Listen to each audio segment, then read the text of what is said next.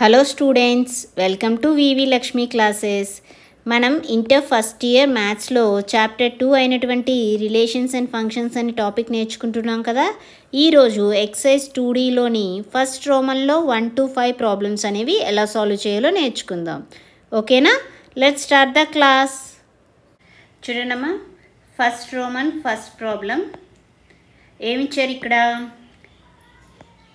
f of x equal to x square అని ఇచ్చారు. మనం ఏం ఫైండ్ చేయాలి?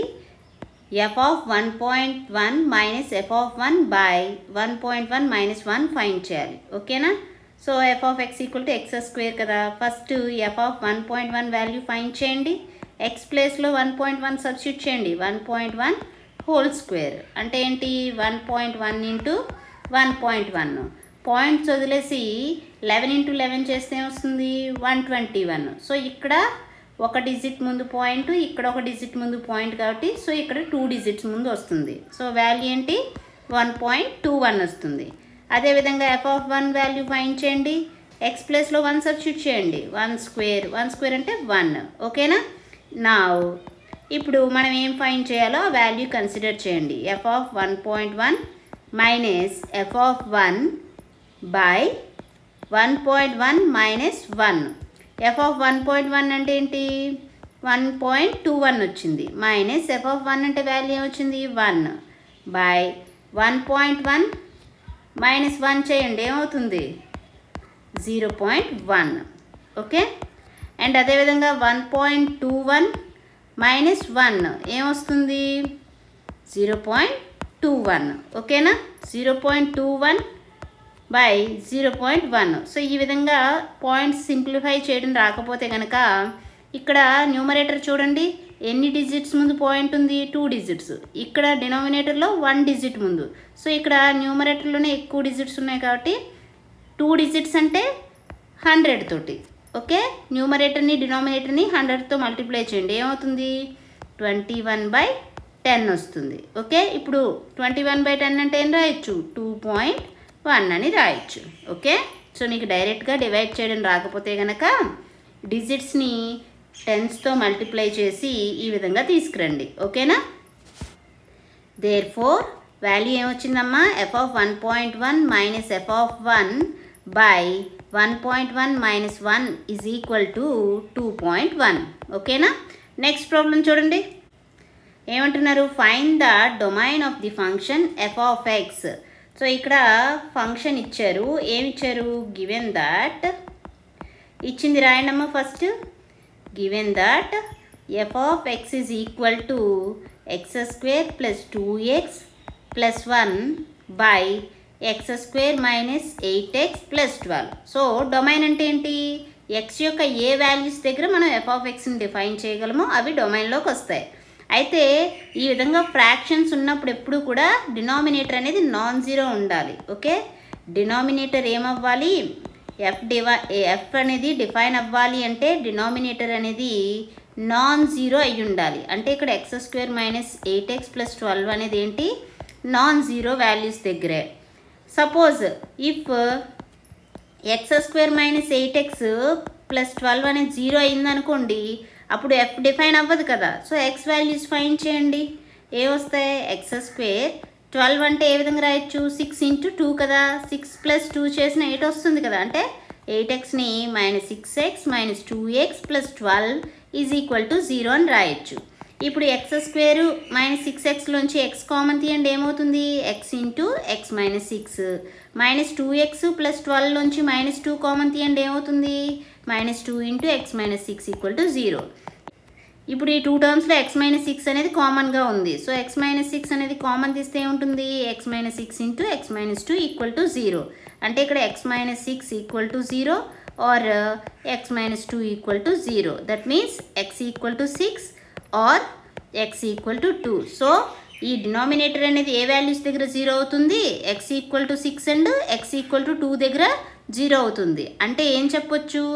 x equal to 6 and x equal to 2 దగ్గర మనం fని డిఫైన్ చేయలేం. ఓకేనా? Therefore f of x is defined for x belongs to are.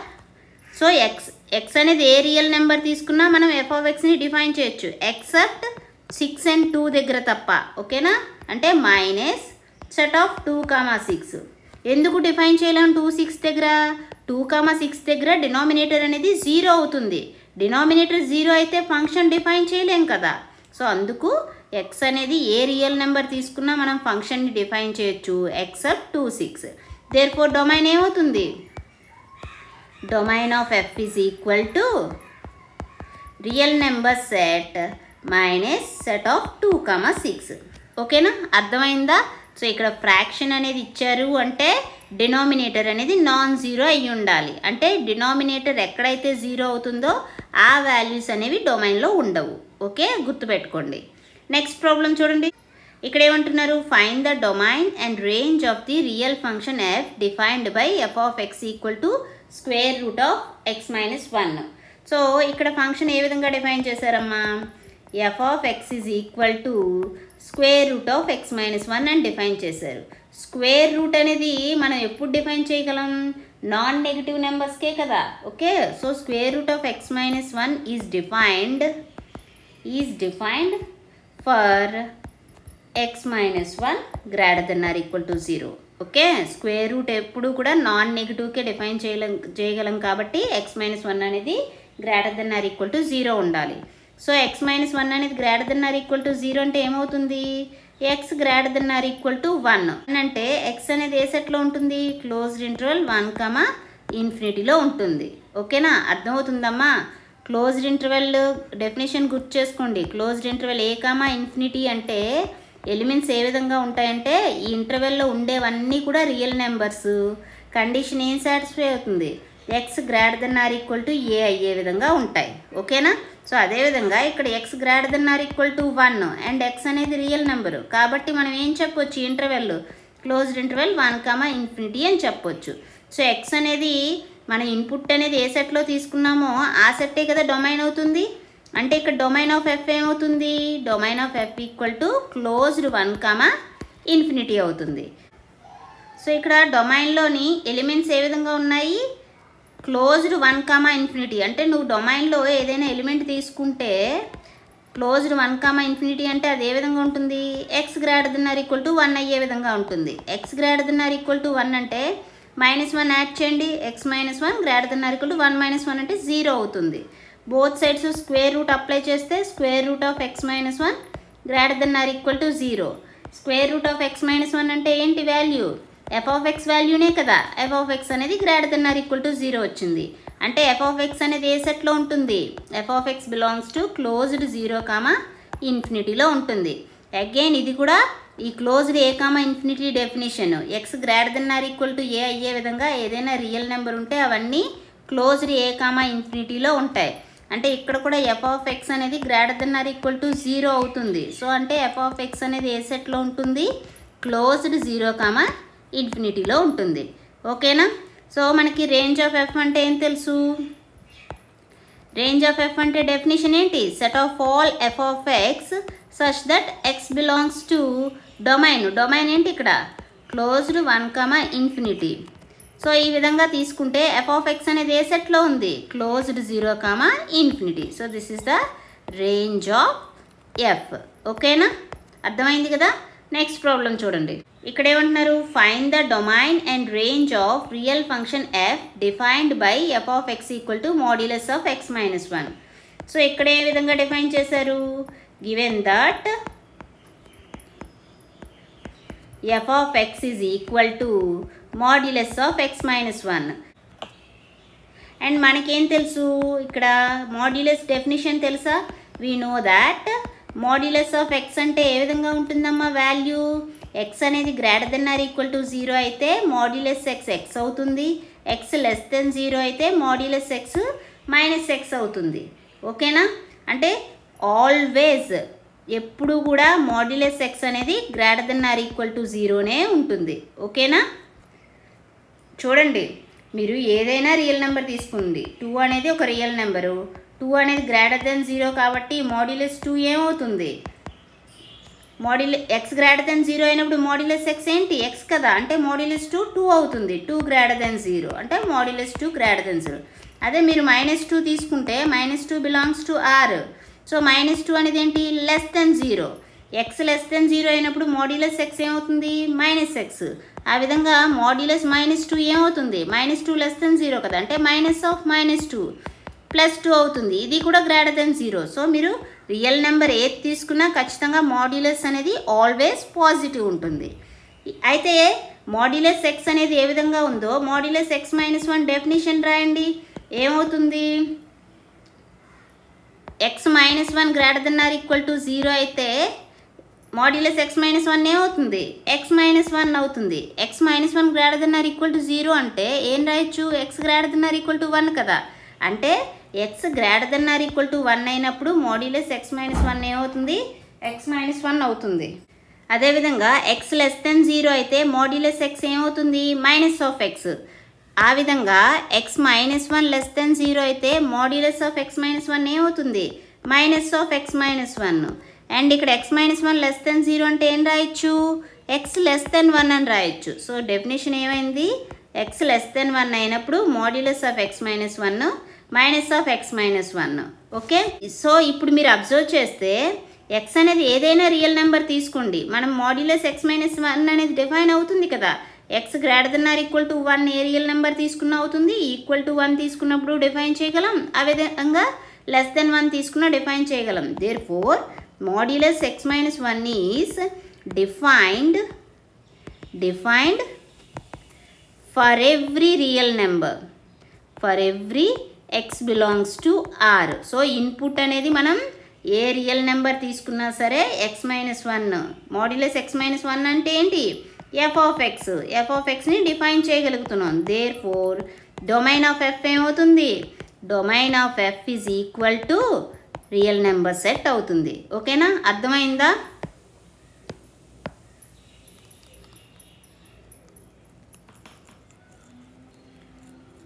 Next ఇంకేం ఫైండ్ చేయాలమ్మా రేంజ్ అనేది కూడా ఫైండ్ చేయాలి కదా. చూడండి ఏ విధంగా ఫైండ్ చేస్తాను. అయితే ఇక్కడ చెప్పాను కండిషన్ చూడండి, మాడ్యులస్ ఆఫ్ x అనేది always greater than or equal to 0. So ఆ విధంగా మాడ్యులస్ x - 1 అనేది కూడా always greater than or equal to 0 ఉంటుంది.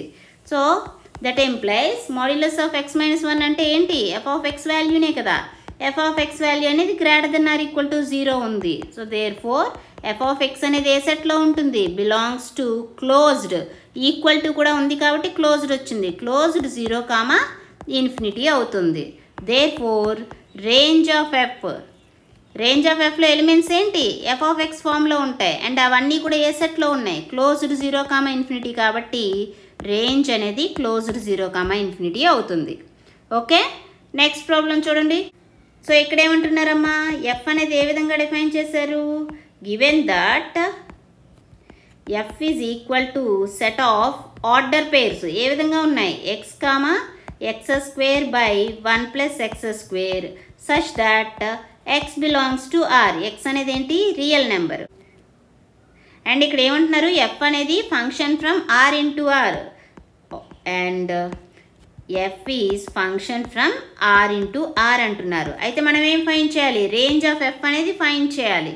ఓకేనా, సో ఇక్కడ ఎఫ్లో ఎలిమెంట్స్ ఏ ఉన్నాయమ్మా ఆర్డర్డ్ పేర్స్ ఏ విధంగా ఉన్నాయి x(x2 / 1 + x2) అనేది ఇప్పుడు ఎఫ్లో ఎలిమెంటు.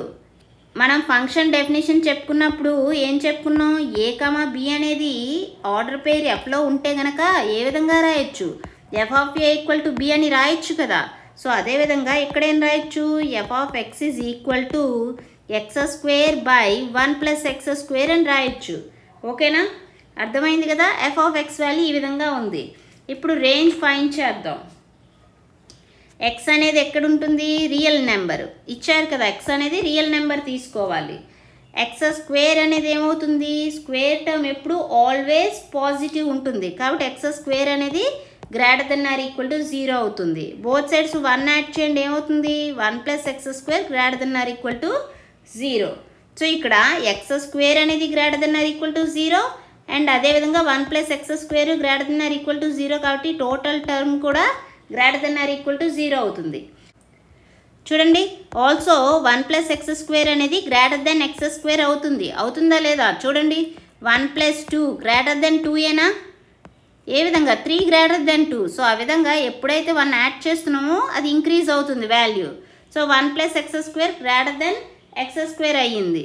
ఇప్పుడు బోత్ సైడ్స్ 1 + x² డివైడ్ చేయండి. ఏమవుతుంది? 1 + x² by 1 + x² greater then x² by 1 + x². ఇక్కడ ఇవి రెండు క్యాన్సిల్ అయితే 1 వస్తుంది. 1 greater then x² by 1 + x². That implies ఏం రాయొచ్చు? x² by 1 + x² less than 1 అవుతుంది. ఓకే, అండ్ ఇక్కడేమొచ్చింది? x² by 1 + x² greater than or equal to 0. ఇదే టర్మ్ ఏ విధంగా రాయొచ్చు? 0 less than or equal to x² by 1 + x². అంటే ఏమవుతుంది? 0 less than or equal to ఈ x² plus x² by 1 + x² అనేది ఏ వాల్యూ? f(x) value. అండ్ ఇక్కడ కూడా f(x) అనేది లెస్ దెన్ 1 వచ్చింది. So 0 less than or equal to f(x) less than 1 అయ్యింది. So అంటే ఇక్కడ f(x) అనేది ఏ విధంగా ఉంది? f(x) belongs to closed 0, open 1. Closed 0, open 1. ఎందుకంటే క్లోజ్డ్ ఎందుకు పెట్టాం? ఇక్కడ 0 అనేది ఇంక్లూడ్ అవుతుంది. అండ్ 1కి ఓపెన్ ఎందుకు పెట్టాం? 1 అనేది ఇంక్లూడ్ అవ్వలే. దేర్ఫోర్ రేంజ్ ఏమవుతుంది? Range of f is equal to closed 0, open 1. ఓకేనా? అర్థమైందా? సో ఈ క్లాస్లో మనం ఏం నేర్చుకున్నామమ్మా? ఎక్సర్సైజ్ 2Dలో రోమన్ నెంబర్ 1లో 1 to 5 ప్రాబ్లమ్స్ అనేవి సాల్వ్ చేసాం కదా. రిమైనింగ్ ప్రాబ్లమ్స్ నెక్స్ట్ క్లాస్లో సాల్వ్ చేద్దాం. ఓకేనా? ఈ క్లాస్ మీకు నచ్చినట్లయితే like, share, subscribe. Thank you for watching. Keep learning.